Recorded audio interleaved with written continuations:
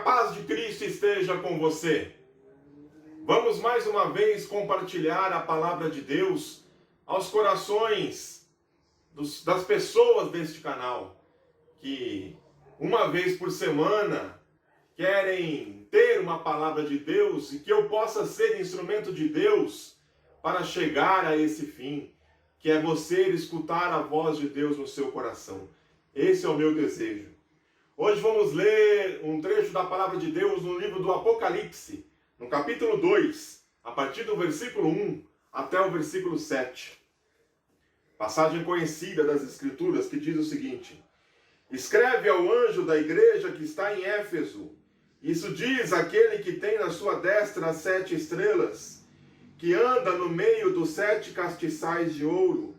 Eu sei as tuas obras, e o teu trabalho, e a tua paciência, e que não podes sofrer os maus, e puseste à prova os que dizem ser apóstolos e o não são, e tu os achaste mentirosos.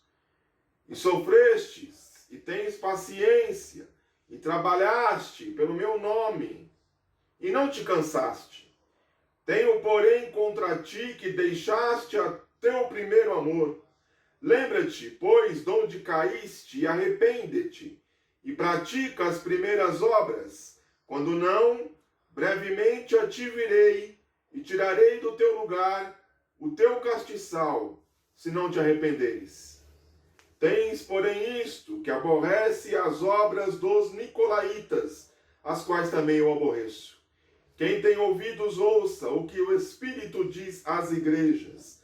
Ao que vencer, dar-lhe-ei a comer da árvore da vida que está no meio do paraíso de Deus. Amém? Carta que Jesus pediu para que João escrevesse às 7 igrejas da Ásia. Essas 7 igrejas da Ásia estão localizadas, existem até hoje, não a igreja em si, mas a localidade, ficam onde hoje é a Turquia. Essas igrejas, elas já não existem mais, infelizmente.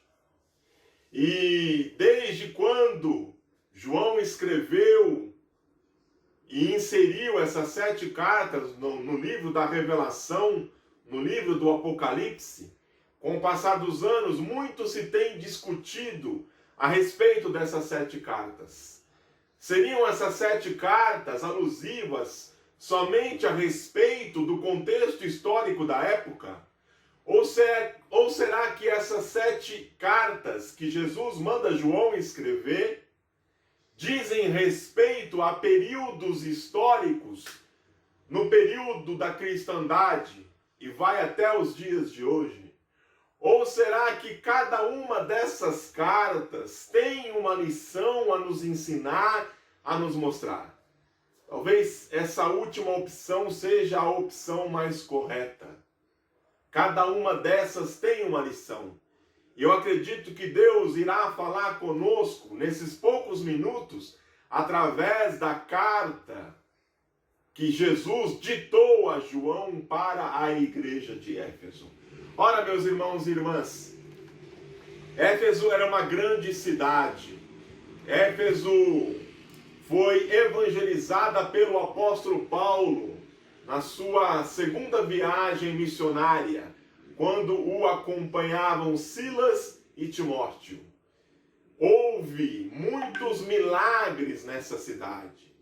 O poder de Deus foi grande quando Paulo ali chegou e começou a pregar o evangelho para aqueles que ali estavam. A Bíblia diz que existia lá uma grande deusa, um grande templo dedicado a Diana, Diana dos Efésios. Mas fato é que quando um avivamento irrompe em um lugar, a primeira coisa que cai é a idolatria. É o você servir a outros deuses. E você começa a servir o Deus verdadeiro. A Bíblia diz que Paulo ficou durante 2 anos pregando na escola de Tirano, pregando nessa escola. E a Bíblia diz que todos na Ásia escutaram a palavra do Senhor, tiveram conhecimento da palavra do Senhor. Quando a palavra do Senhor é pregada, quando a palavra do Senhor é anunciada, assim como ela é, isso resulta em avivamento. E Éfeso viveu um grande avivamento. Sabe o que é avivamento? Avivamento não é uma festividade onde todos pulam e dançam. Avivamento é contrição. Avivamento é você deixar as velhas obras, os velhos hábitos, e você se converter verdadeiramente ao Senhor. Avivamento é choro. Sabe o que aconteceu com essa cidade? A Bíblia diz que foi feita uma grande fogueira, com todos os livros de artes mágicas que as pessoas acreditavam. As pessoas iam e jogavam nessa fogueira, e a fogueira foi muito grande. Isso é avivamento. Só que o tempo passou. Paulo já não era mais o pastor dessa comunidade. Cerca de 30 anos se passaram. E agora João escreve o seu livro de revelação, o livro do Apocalipse. E Jesus tem algo, Jesus tem uma mensagem para esta igreja. Jesus conhece essa igreja como ninguém. Por que ele conhece? Porque diz aqui no começo da carta que ele anda no meio dos 7 castiçais. Os 7 castiçais são as 7 igrejas da Ásia. E a Bíblia diz que Jesus passeia no meio dos 7 castiçais. Jesus passeia pelo meio da igreja. Jesus conhece a igreja que você congrega. Jesus conhece cada igreja que detém ou que promulga o nome dele sobre a face da terra. Bendito seja o nome do Senhor. E Jesus conhecia a igreja de Éfeso. Bendito seja o nome do Senhor. Jesus conhece aquela igreja. Jesus conhece os seus trabalhos. Jesus conhece o seu suor. Jesus conhece os seus esforços. Éfeso era uma igreja que trabalhava. Éfeso era uma igreja que se esforçava. Éfeso era uma igreja, até certo ponto, militante. Não era uma igreja que ficava parada, era uma igreja que tinha um movimento, que tinha algo. Existiam algumas coisas, alguns pontos positivos nesta igreja. Mas eu não quero aqui ressaltar os pontos positivos. Eu quero ressaltar na falha catastrófica que Jesus encontrou nessa igreja. Jesus viu algo nesta igreja que não o agradou. Tenho, porém, contra ti que deixaste o primeiro amor. Era isso que Jesus tinha contra a igreja de Éfeso. Éfeso era uma igreja trabalhadora, mas Éfeso já não amava mais como amava antes. O que aconteceu com o avivamento de Éfeso? O que aconteceu com aquele fervor espiritual? O que aconteceu quando as pessoas jogaram seus livros de artes mágicas e começaram a se devotar a Deus? O que aconteceu com aquele espírito, com aquela devoção? O que aconteceu? Ficou no meio do caminho? Perderam isso? Bastaram cerca de 30 anos para que tudo isso ficasse no esquecimento? Sabe, meu irmão, sabe, minha irmã, Deus, ele tem falado muito ao meu coração. Uma coisa que tem me preocupado muito é sobre como será a igreja pós-pandemia. Como será o cristão pós-pandemia? Eu quero te perguntar nesse momento, a sua igreja, ela está melhor ou pior depois da pandemia? Você, como crente em Cristo Jesus, você está mais fiel a Deus, mais apegado a Deus, mais íntimo de Deus do que você estava antes da pandemia? Ou será que as coisas mudaram? Ou será que o fervor esfriou? Ou será que o amor foi deixado em algum lugar lá atrás? Bendito seja o nome do Senhor. Deus tem feito com que eu me preocupe com isso. Desculpe sempre falar de pandemia, mas eu preciso dizer, você é um crente melhor ou um crente pior? Como você tem se saído? Qual tem sido o seu relacionamento com Deus?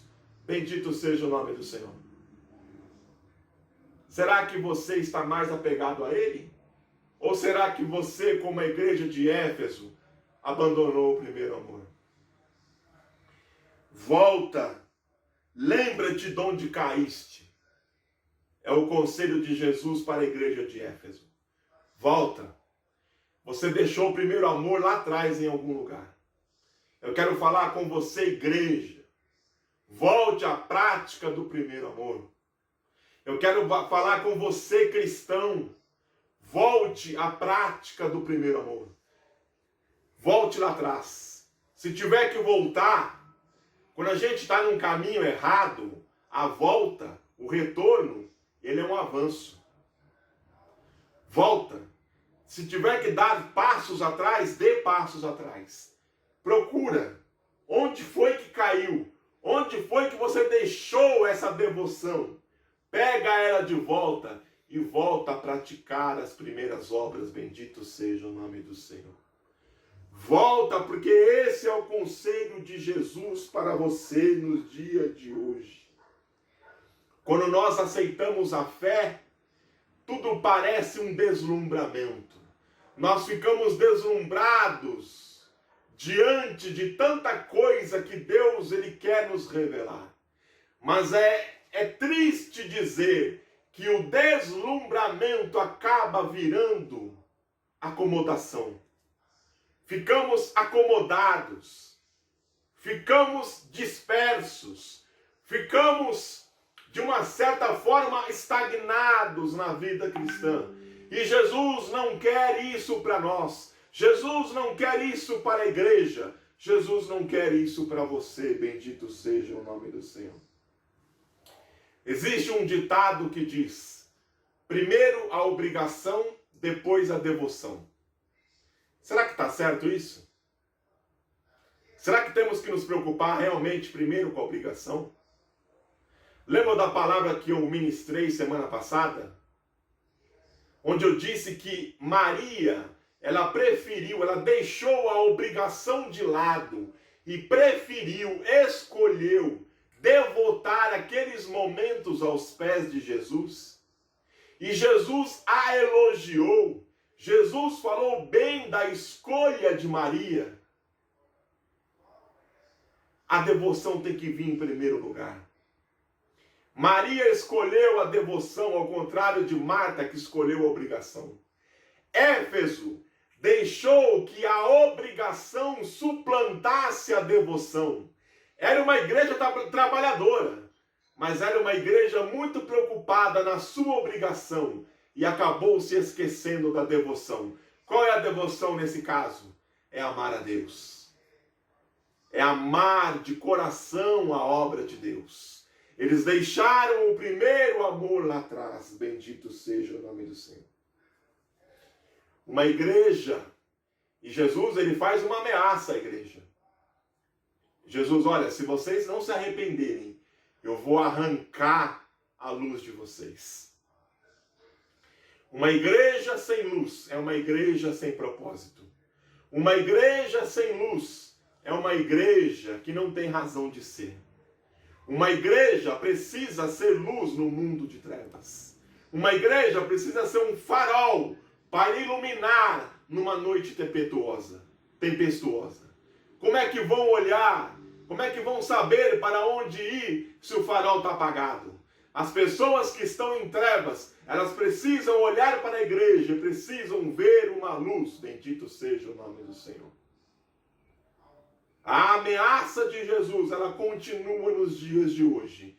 Uma igreja que não ama, é uma igreja que está arriscada a ser arrancada a sua luz. mas que Deus tenha misericórdia da sua igreja, que Deus tenha misericórdia de você, que possamos orar, que Deus tenha misericórdia de mim, que nós possamos orar, para que a nossa luz esteja sempre acesa, para que a nossa igreja seja um farol dentro de um mundo de trevas, bendito seja o nome do Senhor, e que nós possamos assim amar, preferir a devoção, amar a Deus sobre todas as coisas e amar a Ele mais do que todas as coisas. Que essa palavra possa falar melhor no seu coração. Que esse amor nunca possa faltar em nossa vida. Que esse amor nunca possa faltar em nossa igreja. E que Deus abençoe a sua vida, em nome de Jesus.